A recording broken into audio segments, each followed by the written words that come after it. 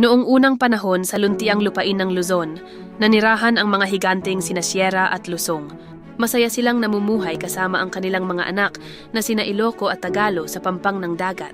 Ngunit ang kapayapaan ay nagwakas sa pagdating ng mapusok na si Bugsong Hangin, ang haring puno ng puot. Buong tapang na hinarap ni Lusong ang nagngangalit na hukbo ng hangin upang protektahan ang kanyang pamilya. Sa kanyang huling sandali, ibinilin ni Lusong kay Sierra ang kaligtasan ng kanilang mga mahal sa buhay. Nagdadalamhati man, niyakap ni Sierra ang mga bata habang patuloy na bumubugso ang malupit na bagyo. Upang magsilbing harang, humiga si Sierra sa baybayin at hinayaang maging matatag na pader ang kanyang katawan.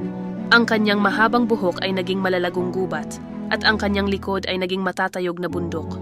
Dahil sa kanyang sakripisyo, hindi na muling makakapasok ang bangis ng dagat at hangin sa kanilang lupain. Ang Sierra Madre ay nananatiling simbolo ng walang hanggang pag-ibig at proteksyon ng isang ina para sa bayan.